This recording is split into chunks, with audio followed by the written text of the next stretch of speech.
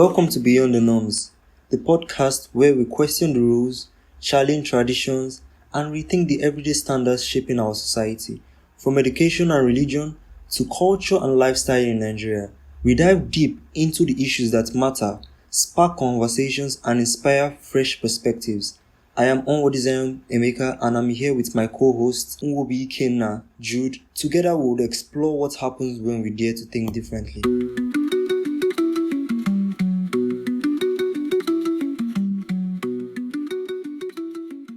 We have a new guest today. He's one of our close friends from school, Victor. Victor, welcome to the show today. How are you doing today? Yeah, very good. Fine, thank you. Thanks for the invite. I really appreciate it. Alright, so today we want to talk about something a very controversial topic that a lot of people are not confident or comfortable talking about. So I would like to start with you, Victor, today.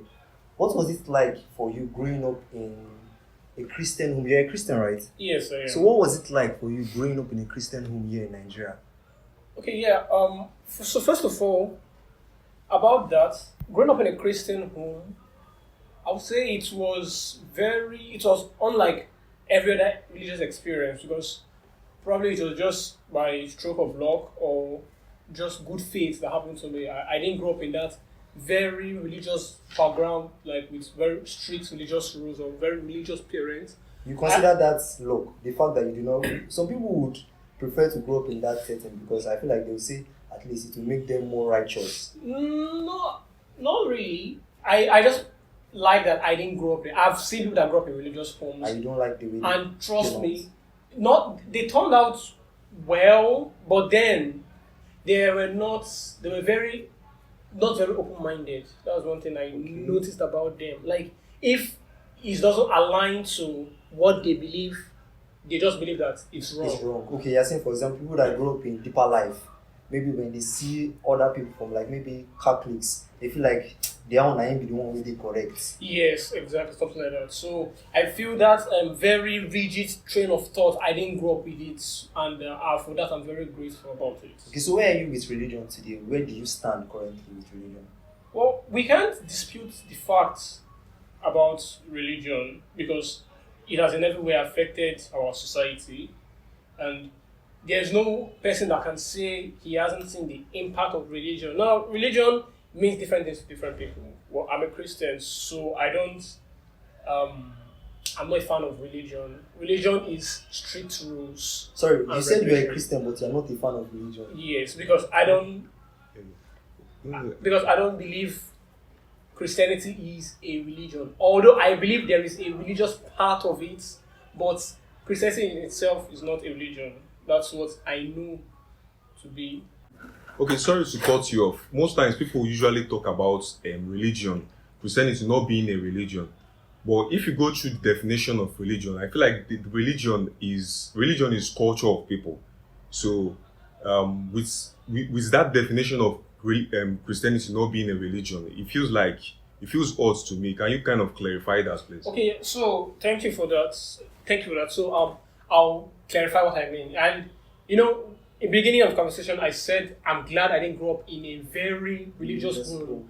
And that being said, was what that did for me was it made me very open-minded, not susceptible. It just made me very open-minded. So I have the ability to see from everybody's point of view. So at some point in my life, I was confronted with that idea of Christianity being a religion.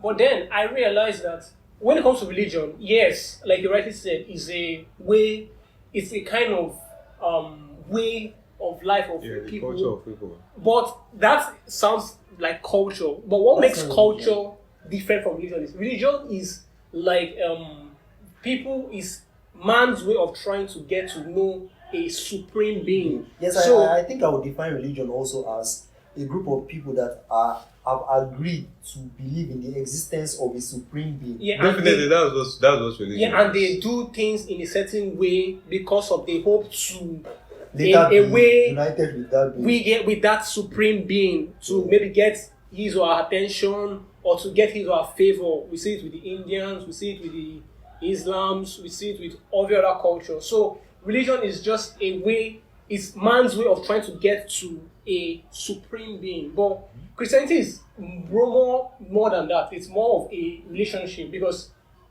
if you look at it, it's the only I won't use the word religion.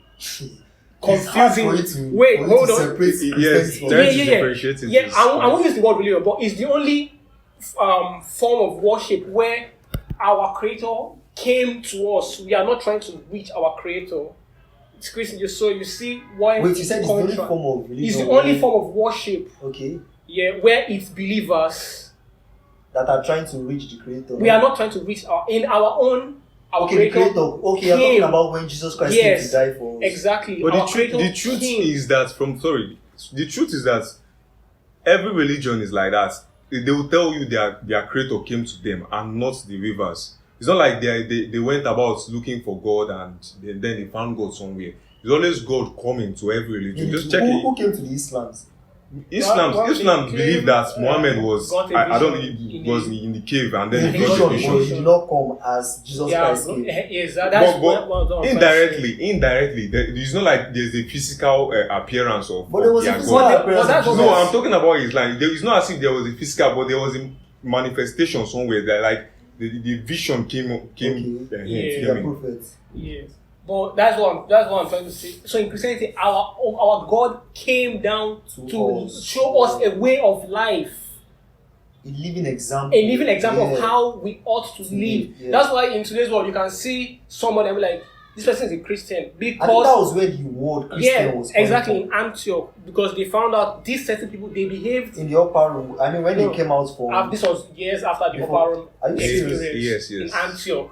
Well, the term Christianity, where exactly in the Bible was it? Because I know there was a particular. It's not like it's there in the Bible that they started calling them Christian. I don't think it was recorded. I don't think it was recorded anywhere in the Bible that they started calling them Christian. I think there was when the disciples were being somehow and they were like, these people, they are Christ-like. Yes. I know it's in the Bible. Yeah, it is. Okay, that makes sense. So, Ike, coming to you now, how was it like for you growing up in? Are you a Christian? Let me start from there. Okay, the truth is that I'm no longer a Christian. I would like to let me come in with what I currently am. I'm an agnostic, and an agnostic is somebody who does not believe in a deity, and also that person does not really refute it when people start claiming there's a deity or not. Yes. Okay. So it's just I would like to say it's just on the fence. So it feels like, okay, if you can convince me about it. But is there really such thing as on the fence? You cannot serve two masters. It's not being on the fence. Being on the fence doesn't mean that you are serving any master. It's just like saying I'm white, I'm not white, and I'm not black. You have to be one. Being on the fence in this situation just doesn't mean you are serving two masters. Okay, let me now. Okay, let's assume. I would like to cite an example here. Sure, let's assume you're a Barca fan and you a Chelsea fan. Yeah. So I'm just an observer like that. Maybe you are a strong Barca fan. Yeah. I kind of just see you guys arguing about it, but I'm not really invested in anyone. Anybody that wins doesn't really. That's kind of a loose. That's kind of a loose definition, because we're talking of things, when we talk of sitting on the fence, we're talking of things that directly affect your life as a being. Exactly. Thank you for that word. As a being, it's something that currently affects you. Like not believing in, like choosing not to eat, choosing to prefer rice to beans. You can't use that as a claim. We're talking of things that affect you as a being. Like it affects your way of life. It affects your thoughts, the people you keep as friends. Okay, let me. You said Christian. Sorry, you said Christianity not being. It's not a religion, but there is a religious part in it. So I don't see any reason why it should affect the way I live. Since I have my own culture, as an Igbo man, I have a culture. I have the way that's the Igbos live. Yeah. So, but how did you get? You said you're an agnostic, and you define what an agnostic is. Yes. But what were you when they gave birth to you? Where your family is agnostic? You asked me what I currently. Okay, what were you? My first question was, how was your childhood? I believe the first question that you asked me was what I am. Okay, my question now is how was it for you? Because I feel like Nigeria is Yes, a I would religious like country. to. I would also like to So you share have to it. be I would one. also like to share Okay, it. so we are listening. So growing up, I was born a Christian. In fact, I was baptized as a Catholic. Wow, I was you were baptized as a Catholic. So Okay. I grew up that way until I think it should be. I would like to say is in recent time because when I finally left Christianity was around 2020. It wasn't very easy for me to live because Like the society, yes, the society will ostracize ostracize you, they will criticize you and everything. And these things is what we are strongly attached. Religion is something everyone that is invested in it is strongly attached to. So living it means that there are many opinions about it, many doctrines that you have chosen to actually live. That's it for me. So it wasn't easy for me to leave Christianity, but in the end, I kind of saw reasons why I should leave, and I Reasons fought. we will soon come to. That's okay. We'll come to this reason. Yeah. But I want us to explore something real quick. We've spoken about how it was for us growing up in Christianity, those that grew up in it and later left, and those that Victor, you still there, I mean, you said you don't come out. No, I didn't. You are still fully functional in that space. Those, yeah. Yeah, I'm happy for you. But I want us to explore the history of Christianity or the history of religion in Nigeria. And there's something I've come to notice over time. I've come to realize that for some reason we here in this part of the world as Africans and Nigerians, we tend to demonize our own religion and culture. So for example, when you watch movies, you see all these Greek gods like Poseidon, Zeus, and they put them into movies and make movies about them. And as kids, we see these people as heroes. But growing up, when you hear Ifa, Ogun, all these, they are like evil. demons. It's evil. Like, Orumila. yes, there's evil that's attached. Yes, Or they're Batala. considered evil. Yes, so I want to understand how did we get to that point? Because I feel like at some point that was the religion that Nigerians were practicing. Definitely. So what was the transition like? Definitely. What happened? I don't know. So I would like to come in here. Okay. You see, before the colonizers came in with their religion, first of all, it was the Portuguese. The Islam already came in at I think 11th century. Okay, Islam came into Nigeria. They first came in. Wow. They established their routes around the northern region, and they kind of helped a lot of people to convert from their traditional religion. But before everything called foreign religion, which I like to call foreign religion, So you are saying Christianity and Islam? is a foreign religion. Yes, they're foreign. They are not known to us like initially known to us. I mean, we have our different means of communicating with our gods here. So the Igbos have the Chukwu, which they also do. I thought Chukwu is God. Chukwu is kind of big god. So that's what they know. Okay, God so as. you are saying the original Chukwu is not the biblical God. Exactly, it's not Yahweh. Jesus. Yahweh is actually in the biblical God. It might be language. Chukwu I think I might. Just like Satan. It might be language. I'm sorry, Victor. I'm sorry. Just like Satan, what's it called? Ekwensu is called Satan. Ekwensu is not Satan. Ekwensu is what? Ekwensu is actually a god. Ekwensu is actually a messenger of God. Of like the biblical God. No, of Chukwu. Okay, who is the Chukwu now? The Igbo cosmology, the Igbo religion, worship says that there is Chukwu, who's the highest god Of all the gods. That's why they call it Chi Uku. Uku like big one, a big god. So the Ekwensu is a messenger of God. The only thing is that Ekwensu is that I feel like I think I've read it somewhere that Ekwensu is a strict god. That when you have an agreement with this Ekwensu and if you fail to keep up to your own end of the agreement, I think he has a very severe consequence. Most times he kills the person that fails to keep up with that agreement. So we have our own religion here, and then the Islam came in at some point and invested their stuff in the northern Nigeria. Then the Portuguese came in. They were not so influential when they came in until they left, and the colonizers, which are the British, they came in and then they imposed their religion as well on us. So during that time, they at some point they started. I just want us to give some like dates around what period in time was this Okay, happening? like I said, the Portuguese came around Was it the either 90s? 15th century. The 15th century? Yes, Wow. the 15th century. Then they left because Portuguese, they did not really like come with the aim of colonizing us. Colonizing us, yeah. So they just came to establish trade routes and exchange ideas.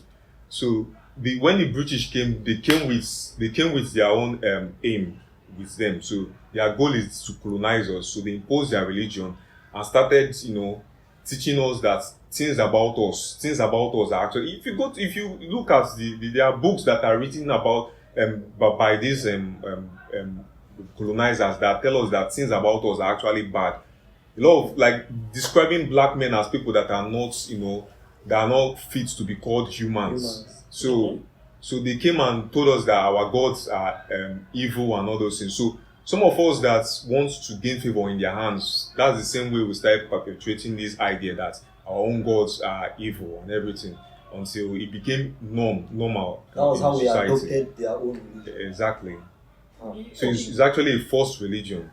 But I have a different perspective. I would like to hear your perspective.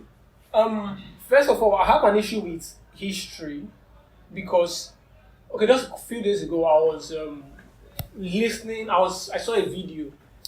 I'm not quite sure. I think it was either on X or YouTube, because that's basically where I get most of my videos from. The guy was saying something about history and something that we all know, history being written by the victors. Yes. So, but he made a statement that I took, what do you call it? I just took home with me. Yeah. He said, history, in as much as it's written by the victors, but then it also sets the narrative of that timeline. Okay. You understand? Okay, let me give you one. It's like when they tell us Mungopa discovered the Papania. How the fuck is that? I mean, so who are our people? I mean, it feels like it's very clear to me that Mungo Park discovered Nigeria. If you look, You don't have River Niger. Yes. River Niger. Yes. I'm like, how can he discover? It's just It was already there now. It was already It there. was there. People were already basing in it. People were already He just gave there. it He the just name. gave it a name. You can't tell me he just give it a discovered. name. You can't You tell cannot me. discover something already. And that people Okay, already. let me try to explain what really happened. It's not like Mungo Park came and look at this river. The name is going to be called River Niger from today. Of course, people were basing in it. People were using it for agricultural this thing. Okay. But what Mungo Park did is that nobody knows where it terminates from, where it ended at. But Mungo Park was able to establish that look, this River Niger actually is not even. It didn't even start from maybe Onitsha here. It's depositing its water at this so sea, and it has its source at this Suman. So River Niger actually cut across many African countries. So it was one that actually described it. So if you say he discovered it, but that's not the I'm narrative. okay with that. But no, that see Okay, what. let's just bring it back. But We are not yes, talking yes, about. let's we are go not back talking to about here. Yes. No. I'm using Okay, that as an yeah, anchor I'm to with drive you. some. But I'm losing this point you made now is not the. If you think back to when you were taught, it was not what we were taught. Now they claim the white man brought religion to Africa. But that's not true. If you remember the scriptures, Okay. Philip and the Ethiopian eunuch. Ethiopia is in Africa. So Wow. Philip preached to that guy. And you remember the whole story in Acts of Apostles, I think in chapter 7. Then it was recorded that he was in the service of the queen of Ethiopia. So he brought the message to the Ethiopians. That's why Ethiopia is one very weird country. See, they just recently entered 2018.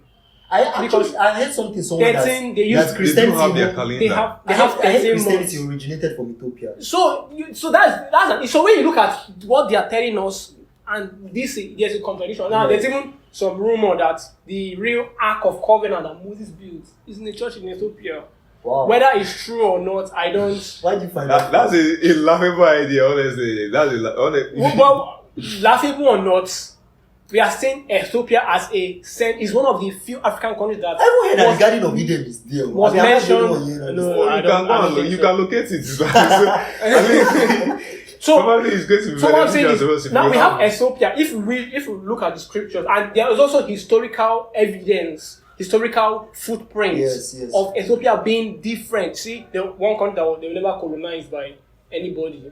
Egypt wasn't also colonized by Exactly, and Egypt is also a central place in the Bible. I'm not saying anything about. I'm just trying to challenge that fact that when they say the white man brought challenging narrative. So when they write history, they are trying to establish a narrative. They might not only be telling us what is. This is a recent history, and we have documentation on it. History. Like it's very clear. 500 It's very clear years. that we don't know Christianity. At least in this region called Niger area, we don't know what Christianity is. They brought it to us. That's what okay, I think the argument is here, Victor. I'm not talking about Ethiopia. Let's say probably they are not the ones that brought it to Africa, but we are talking about Nigeria here. Nigerian How context. did Christianity come here?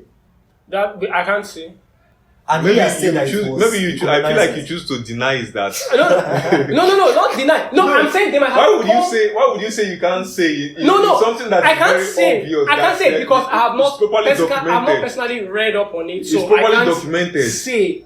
I think it's even so obvious that Christianity was given to us from by. Have you ever seen a black angel or black Jesus? It's recently now that they start portraying Jesus as black. That's a case that we can talk extensively on it. So obviously, he's pointing to the fact that it came from them. It's not our tradition here. I'm not trying to take any sides. I'm just trying to explore both sides. Yes. Get to the bottom of it. That's cool. How did he come here? Like, how did we start? How did the Bible? Who gave us this Bible that we are using? How did it come here? Would you like to answer the question? The Bible question. Yes. Yeah. How did the Bible that as we know it today get to the hands of Nigerians? It was the missionaries that brought it. And the missionaries are white, so we can agree that to a large extent they brought, because the Bible is the center of Christianity. It's the manuscript that God has given to us as humans to live our life. Yeah. So if they are the ones that gave it to us, it's safe to say they are the ones that gave us Christianity. True. I don't But know. what is to say that it didn't exist before? Okay, let me give you an example. You remember the Exist here in Nigeria. then it was wiped before it was rebrought back. Oh. Okay, I'll give an example with the Islamic conquests in Europe now, like basically what they are trying to redo now. Yeah. With this their migration, but that's not what I mean. The one thing about the Islam is when they were having this their conquest, they ruled the world for 800 years.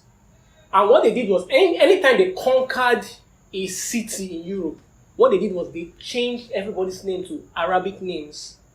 And to wipe out every trace of who they were. They were basically erasing their identity. So this can go on over time. Now you might now think anybody born maybe 100 years after that conquest might never know that place was once it's like Indonesia today. Indonesia was once a Christian country. But Indonesia was once a Christian country. It was once a Christian country back as the 40s, but you won't know if you don't read it. Well, it's factual that you know about it. You know about it. That means it's not every history we are aware of. It's not.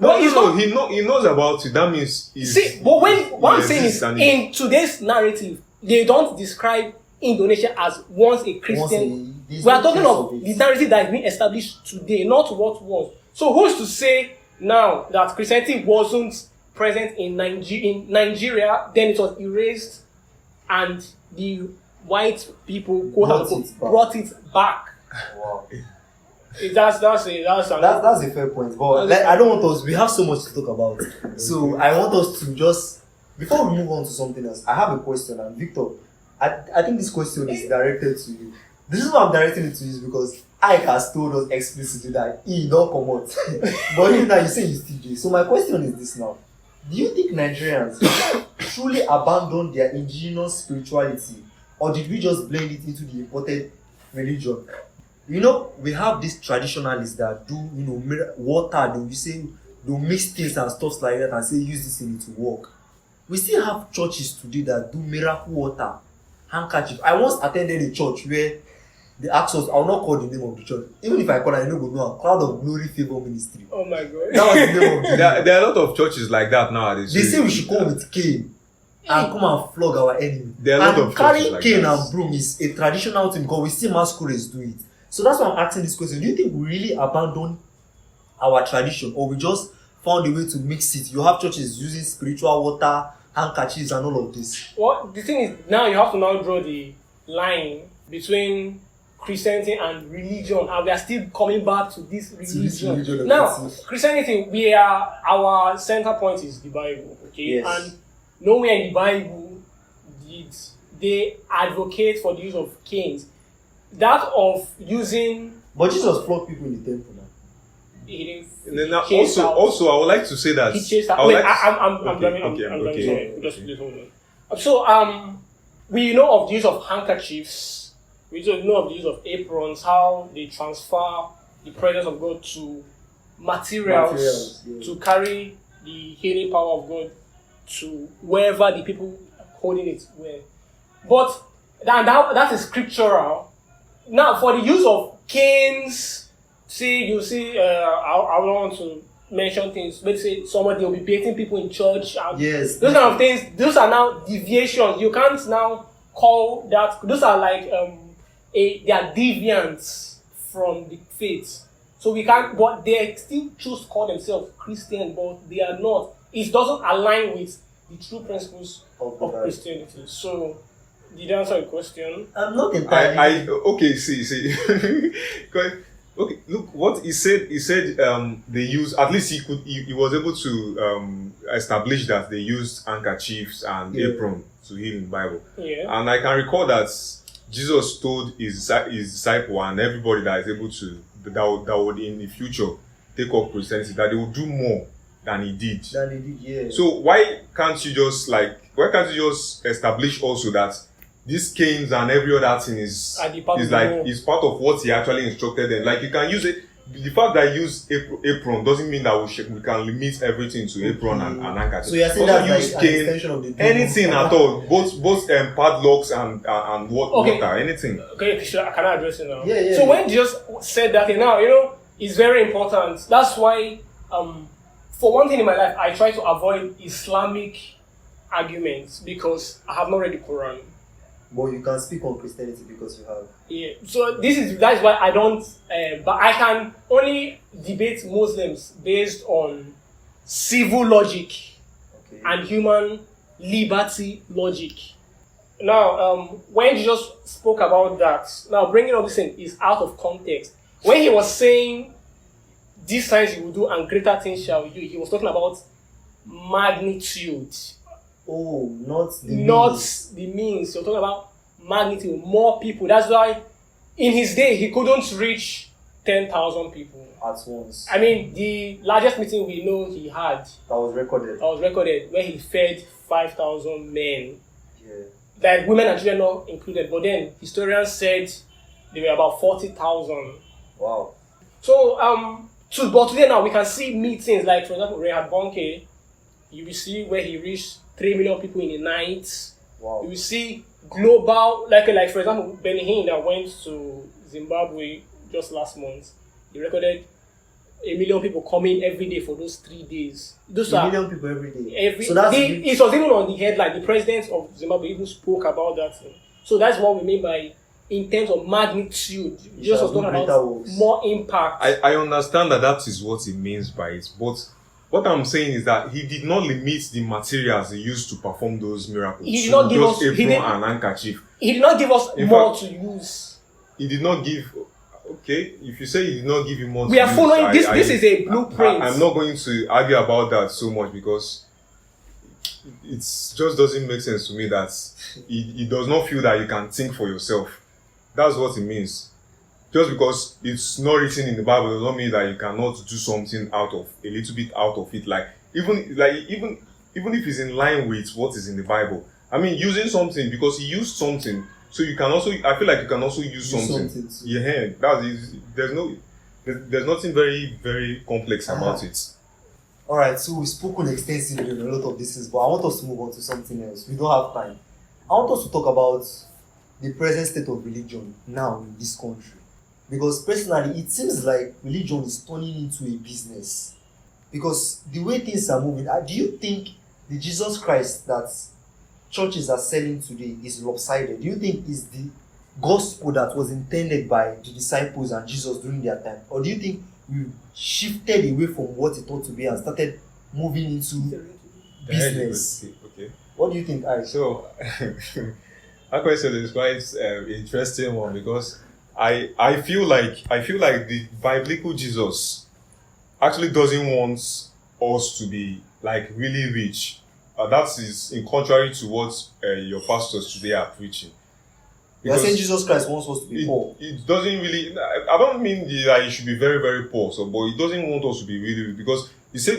I think somewhere in the Bible it's also said that the where a man's heart, like, I mean, you can help me complete that. Where a man's heart treasure is. Treasure, exactly. So that alone shows that he doesn't really want us. In fact, his disciples, he himself, he wasn't rich at all. He was always moving around and trying to. You are saying the prosperity gospel that these pastors are preaching today is not what I feel like it's not in line with what Jesus Christ actually wants. No matter what they tell you that he wants you to be rich and they try to back it up, but since you said Christianity is not a religion, it is what's it called? A way of life. So why don't you look at the person? Why don't you look at the person that you are trying to mimic and mimic him completely instead of cherry picking? Instead of cherry picking what you want to mimic about him. I mean, I don't feel like it's okay. So for this religion being business, of course, I feel like it's a big business in Nigeria. It's like it's an industry. First of all, you look at Christianity. Most times when you walk around, you are a Christian, but when you walk around, you don't. There's no months where about 2 to 3 people don't approach you, trying to convince you about their own version of Christianity, what's their own parts of things, and they want to impose their own idea. They want you to come to their church. Yeah. So that is one of the things businesses do. Businesses try to convince you on why you should patronize them. To become their customer. Exactly, to become their customer and that. So, and another thing that business does is that is a means of generating money. You would agree with me on that. It's a means of Christianity has at least the Nigerian version of Christianity that we know today. He has a means of generating money, tithing. He has donations. But tithing is biblical now. Like, it's not like the tithe is going into any person's house or it should be going into anybody. It's definitely, what we see today is that it's going into people's purse. Your pastors have private jets. Like, they have more than one private jet. I don't see reason why a pastor should even have a private jet. Talk more than one. Some of them have. You don't think they should have private jets? I don't feel like they should. Honestly, I don't feel like they should. What are they doing with like they are just passing an example that everybody should take up this lifestyle. But one can argue that it's the blessings, or maybe it's God that is blessing them. But it's not blessing their listen. What's it called? I don't want to use the word customer. Member. I don't want to use the word customer because it feels to me like it's business and customer is suitable, but I don't want to use the word customer. He's not blessing their members. So you are saying these pastors, they are eating those money. That's what they are using to buy tithes. Definitely, they are eating the money. It's not brainer. Like it's not in rocket science to deduce that they are eating the money. Okay. Whatever they are telling you is. You want to say something? Yeah. I want to say something. Okay, so there's something. The teachers they said the gospel is free, but it's not cheap. That's the first thing. Now, this idea of this prosperity, quote and unquote, I don't call the prosperity gospel because then again, if you look at what the argument has been over the years about riches and people always condemn riches, but if you now read the Bible for yourself, you'll find out that, first of all, 3 John verse 2 says, "Beloved, I wish above all things that you will prosper and be in health." So that automatically tells you that is God's plan. God's plan is for prosperity. On that place too, he said, "Through prosperity shall my cities be spread abroad." So God himself says he spreads by prosperity. So you need money for you to push the gospel. Yeah, that's. So you are saying that's why they are requesting for these tithes and donations? No, I'm not saying that is not why. That is a sideline. That's a side note. Now, secondly, the issue of this Jesus being not rich it has been disputed for anybody that cares to be open-minded. That's one thing about me. I'm very open-minded. Okay, I'm also open-minded, and I would like to know why you think Jesus was rich. Okay, let me give you. There are lots of instances. In his ministry, the finance minister then, his wife was part of Jesus' church. Who was the finance minister then? It was Was it Matthew? not Matthew. Chooser. If you've read Luke, you see her name. Jesus, I've never heard that name Exactly. before. They were women of substance that were married to today's our present day politicians that were part of the ministry, and the Bible specifically recorded that they gave him of their substance. For anybody that is educated, it meant they supported him with money. That's one. Now, secondly, the issue of pastors having private jets. This is what I believe. Now, we all know with fame comes exclusivity. Now, that's not a what do you call it? That should not be your crash out to extort money from people. But you realize that human beings have not changed. See, the Bible days, you have to look, when you are reading the Bible, you have to look at it. They were like us too. They were greedy people there. They were rapists, they were liars, they were fornicators. Everything that exists now existed then. So they are not like they were some kind of people that also holy thou. No. So this is what Jesus moved with people. Those 12 disciples. How do you think the issue with the woman with the issue of blood? If you read that portion of the Bible, it gives you a sense of there was a struggle before she could reach him. What do you think that struggle was? His disciples always formed a barricade around him because obviously this is someone that's well known. So everybody will want to come. So they had to be that. Now they didn't have private jets then. So that is the own definition of jet. So this exclusivity you are saying, men of God, this so-called exclusivity is because of the kind of personality they've attained. They cannot just fly private. They cannot just walk on the road like. And I think I read something recently where they said, you see, when one of the reasons why these rich men get this private jet is not only for luxury, but it's also to save time. Imagine if a pastor, let's say Papa Adeboye now, wants to fly for maybe a conference and maybe from Anambra here to Lagos, and maybe Epis is down. That would affect his movement. But if he has a private jet, he can easily just fly over to that place. It buys him time. I think I agree. I think I can agree that the private jet might just be to buy time and not just for luxury. But I think I will question. You see, we have church universities that even its members cannot attend. And some people will argue and say that those universities were built with the tithes and the offering of the members.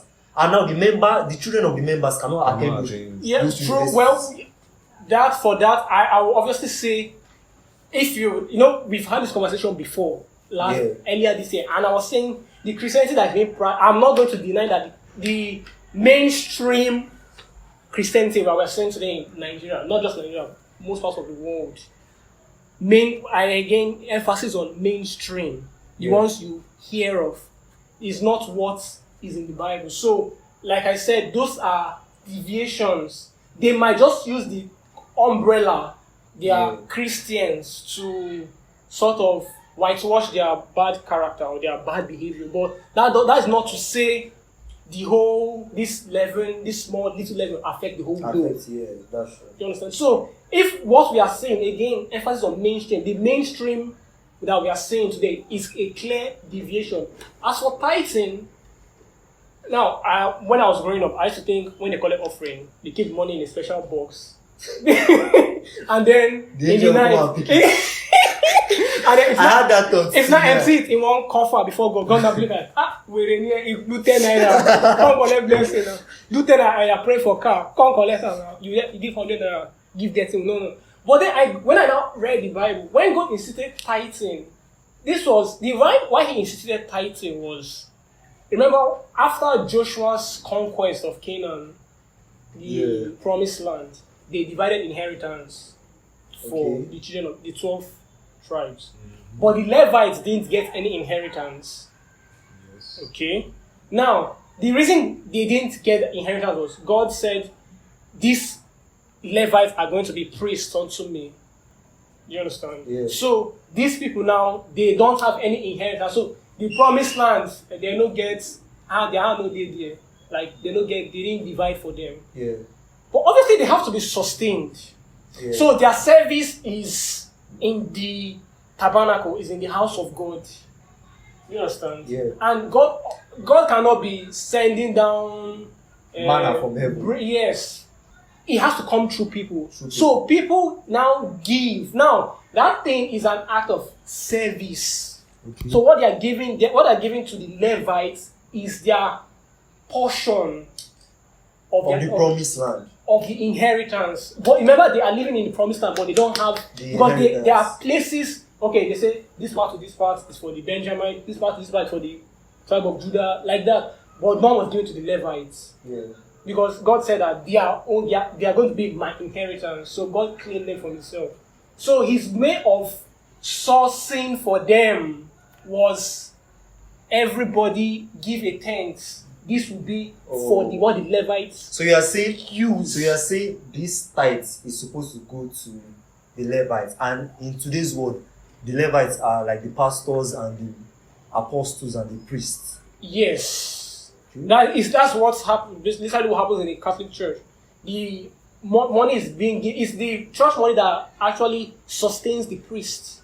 If you spoke to a priest, that's what it tells. It's the church money that sustains him. Yeah, so I can see that for priests. Generous. I can see that for priests because is there any priest in Nigeria that has private jets? Definitely, I don't feel like it's not the priests that are doing this thing that you spoke about. I get the Pentecostal pastors that yes. I think have perverted the way it ought to be. That's where I'm driving at. So the fact that they are collecting this thing is scriptural, but then the thing about money is when you touch money, greed go enter. You don't get how. You need some sort of discipline to hold back. So I believe it's their greed that is at play here. Yeah. They are now using the umbrella of because they are Christians, pastors. Yeah. So they are free to do whatever they want to do. So I have a question for you here. So Nigeria, you see, Nigeria is a very, very religious country. Like we have people here that claim they are the holies of the holy. Yes. And my question is why do you think, even though we are one of the most religious countries in the world here, why do you think this righteousness has not evolved into morality? Because we have high level of corruption, we are some of the most corrupt people in the world, and we are the most religious. Why do you think this religion has not transitioned into morality? So before I keep reply, I'll just say we are not the most religious. If you want to know religious people, go to Middle East. I said we are one of the most religious. Yes. all right. Middle East, shall we're one of the most religious. There's no doubt about that. So, religion doesn't always translate into morality. First off, I would like to say that the reason why most people try to be why practicing religion is that it's what they are told.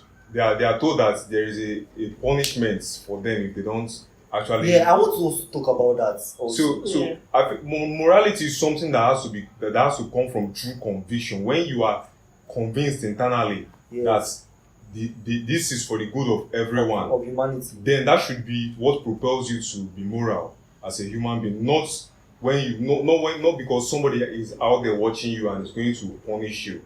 That's the reason why religion cannot translate completely to morality. Yeah, I agree with you there. That makes sense. As you highlighted a very important point that I want us to also discuss, this idea of hellfire and heaven. Victor, you that you are still in me too, I'm still there. I'm still there. Why are you guys laughing? I'm still there now. Okay. But you that you are still fully there. You are not fully there. I never said that. You that you are still there. What do you think about this idea of if you don't worship, you go to a fire? This issue of hellfire and punishment for not, like, do you think it's okay? No, do you think people are genuinely worshiping God because they love Him and because they appreciate the sacrifice He made for them on the cross? or it's because of fear? Because I can remember when I was younger, in our primary school, there's this song that they used to sing. Eh? They will say, one day now, one day, cinema go die. You don't go fit to come back to repent Imagine again. that kind of song in primary Jesus. school. That's instilling fear on children. Guy. That's what it means. For weeks, I will be righteous. I'm telling you, I will not do anything. That's what it means. Because that thing will put so much fear in you that you will die. And you will not be, there's no opportunity. You know, the Bible says it is appointed unto man to die once. Mm-hmm. And after that, Appointed. like, so I feel, do you think people are actually worshiping God because of they love him or his fear? Because for a very long period of time in growing up for me, it was as a result of fear. I'm not going to lie to you. One of the reasons why I'm still here with him today is because of some experiences that I've had over the years. Personal experience. But back then as a child, and I don't think children should be, subjected to that amount of fear. So what do you say to that? Yeah, so and it's a very good thing you asked that question, because I remember very clearly the beginning of this thing, I specifically said Christianity is a relationship. Okay. Now, religion. Remember when I was describing religious people, I was saying they have this rigid way of mentality, not questioning, of not So questioning. you're saying Christians, we should question things more. God allows questions. But society doesn't allow. There are some questions that you ask. Exactly. So and you say, society is religious. some pastors any argue and say that you should system- not question. See- Just follow like a zombie. Wait, get my point of view. Any society, any system that doesn't require you to question why we should do this, even though it's for the benefit of others, is religious. From religious, it can become political. It can become a tool for propaganda, a tool for control, like what we're seeing in China and North Korea, what mainstream tells us. So, but in Christianity, it's not like that. You are not fully getting my point. My question is the idea of having a hellfire that you will cast people into because they refuse to believe. Do you think it's very okay? Because it's biblical, it's there in the Bible that Yes. no sinner will see the face of God. And if God is in heaven and we are not seeing him when we die, where are we going to? True. So, again, from the Christian perspective, it all has to do with God's plan and what is now. Because what is now is not God's plan.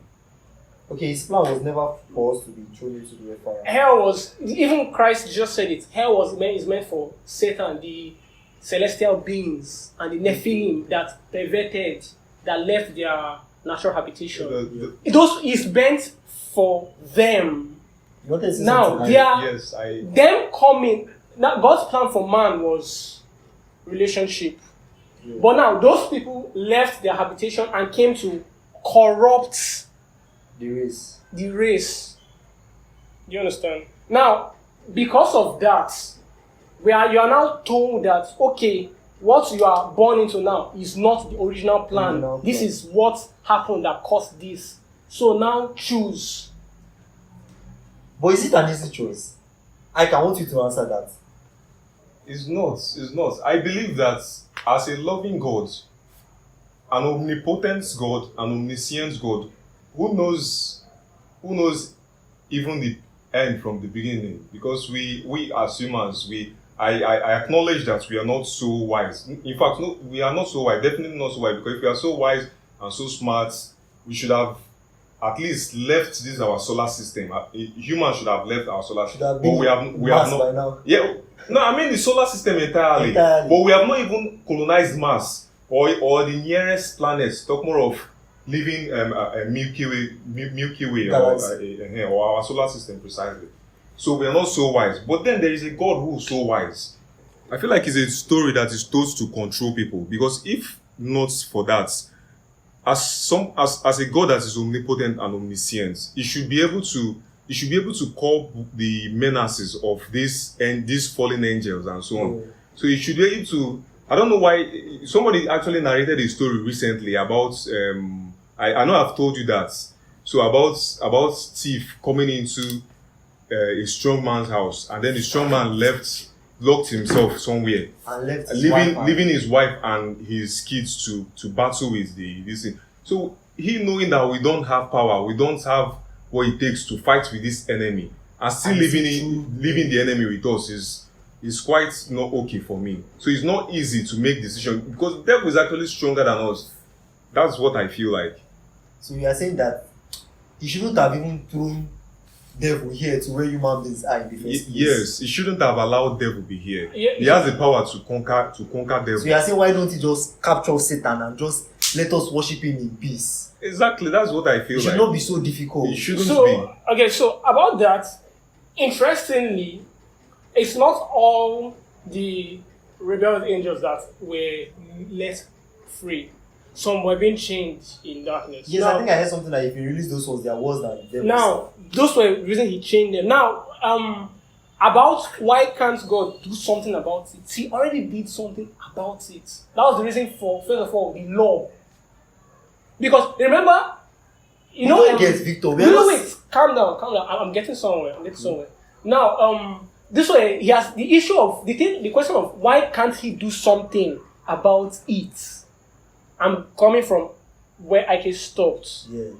Is he already did something about it through the law and through in Christ? The He devil has first. answered it. Now, the question is, are you willing to look into his proposed solution, or are you going to just keep Victor, assuming? Victor, that's not what we are talking about.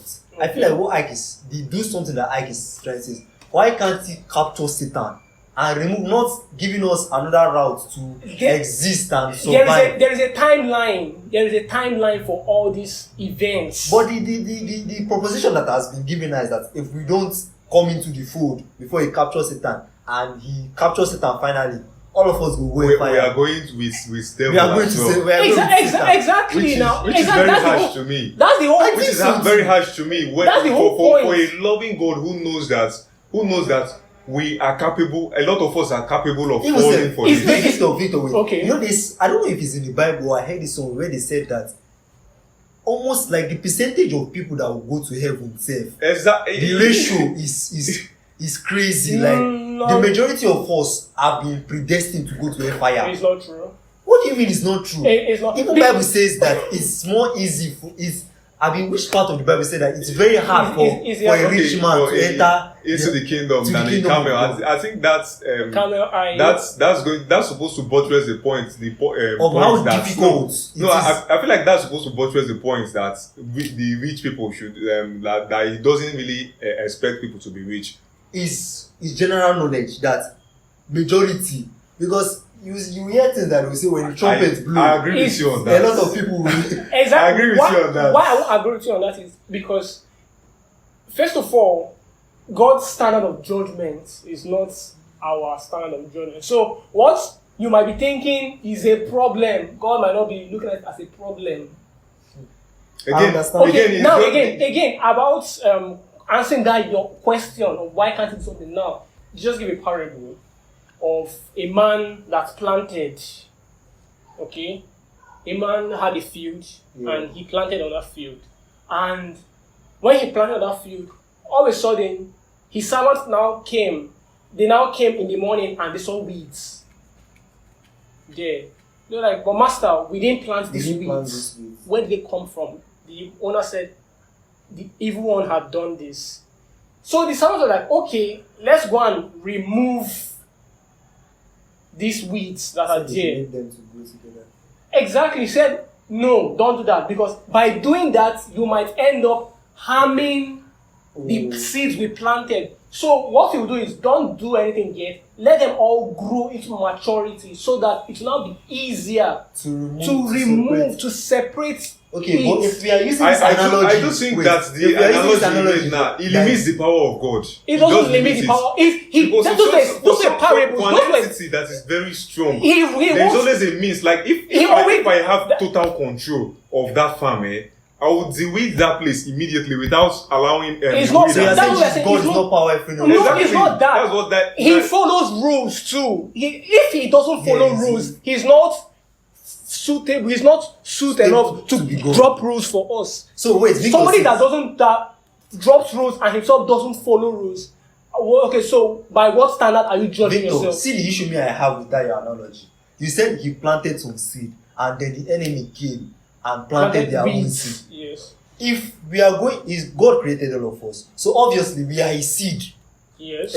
So we are supposed to be part of the one that will not be cut off and thrown away.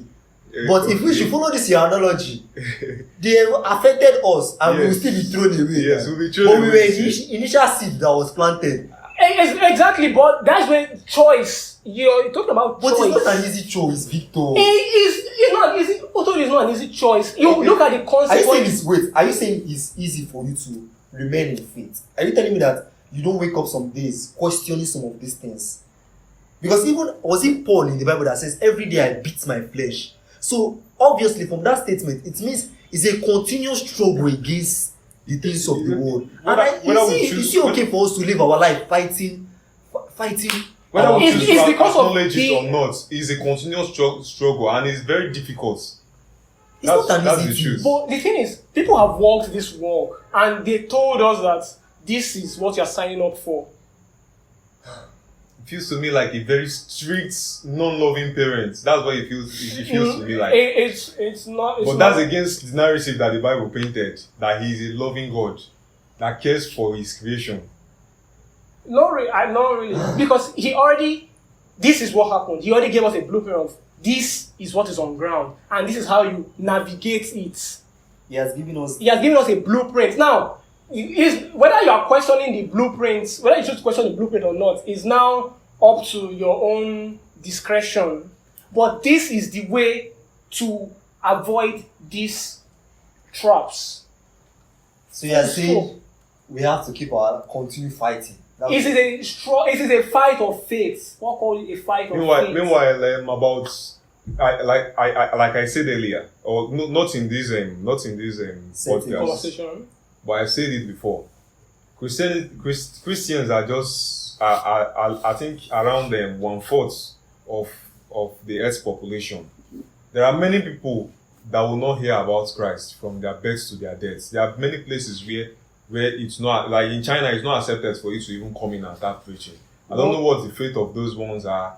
But we have Christians Even in China. though, and we also know that it's very difficult to convince somebody that's not born into That's not Christianity. funny. Because I think I wanted to ask you that question. That do you think if you were born into Traditional Islamic worship. or traditional worship, a home that practice different religions, do you think you would even be a Christian? You don't to become a Christian. It's not a you're not gonna do the convincing. Paul said it. But somebody has to preach to you now. Calm down. Preaching is not just the whole scope of it. I know, Victor, you're not getting my point. I know that it's not just the preaching that converts you into being a Christian. I'm saying, for example, like he made a statement about people that are born in China. Let's say somebody that was born in China and lived, let's say, 20 years, then he died. And for the duration of that 20 years, because he was born in a system where they are not allowed to preach, communist, hedonistic. the probability that he never heard about Christianity is very high. is almost 90%. So are you saying that kind of person now, are they going to hellfire? If they don't hear the gospel. Well, that's Based on what the Bible says, they are going to hellfire. I don't think It's about a tough it. question to answer for Victor. no. because It's not a tough one. If they don't hear the gospel, of course they will die. But the issue I'm not saying whether I'm saying no, they like died. if they will go to hell, Yeah. of course they will. So is that fair? I don't know. It's not fair. So you are saying it's not, the system is not 100% fair. You But who agree? put those systems in the first place? It's the system of God now. It's not this. Who put the system that they can't hear the gospel? It's not their, it's man that did it like that. Eh, Is so- it their but fault? it's not their fault. So That's who what put we are it trying to there? say. The earth is run by man. Wait, calm down. Coming to your question of convincing people about Christianity. Remember Ephesus is a very interesting story. Ephesus in Acts chapter 20. Remember Ephesus they worship Diana. This was a city that was heavily into idolatry. Yeah. That means, going by analogy, the possibility of them having heard about Christ is Zero. approaching zero.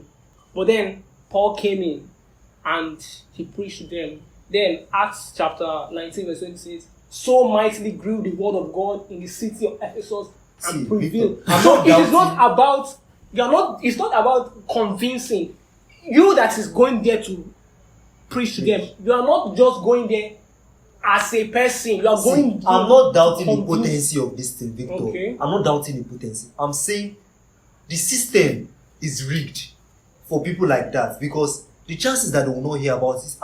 I believe that. Because it's people that already put the system there for them not to hear it. But But it's it's their not fault. their fault. The individual's fault. It is not. Who's in it? That's what we are saying now. The whole system was corrupted. And that the corruption God is trying to fix. So it's those systems now that have to be brought down. I don't want us to do Let's move in. Yeah. Let's move I don't want to, but the fact still remains that for such a person that never heard about Christianity and then died in whatever religion you practice, based on your judgment, you said they are going to hellfire. I don't think that's very fair. That's just it. I also. But you I didn't- also but you didn't believe live their that life. too. I believe that. I don't think it's fair. There enough. I don't believe believe that's- I don't believe there is anybody on earth that can really deny there is a God. Even nature shows you, but let's not go there. Let's not go into that. We'll probably have another session to discuss this, but we spent so much time. I just want us to take it to let's just give a prediction. Yeah. Where would you say Christianity is moving now in this time? Because it seems like, especially the Gen Zs, they tend to be speaking up more, and a lot of people are starting to ask questions.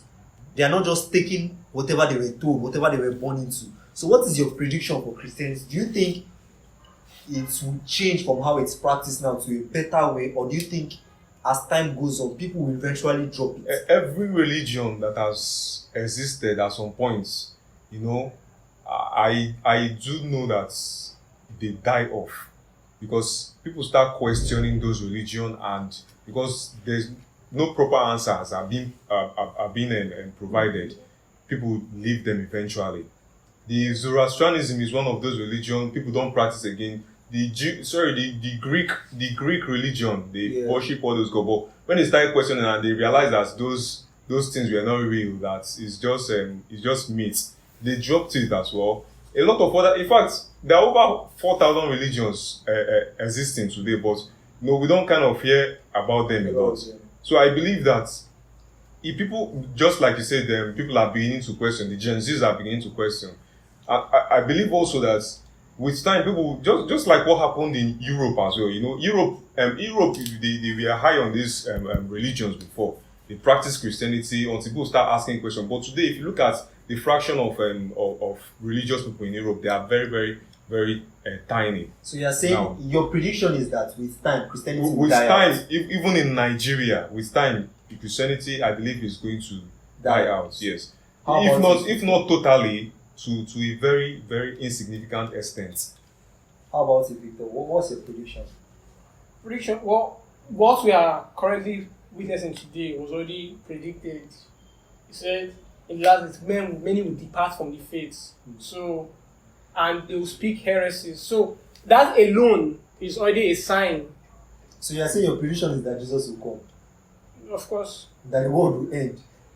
not end as in not anytime soon. Though I believe there is a world war coming, and it's going to come. In fact, everybody is on.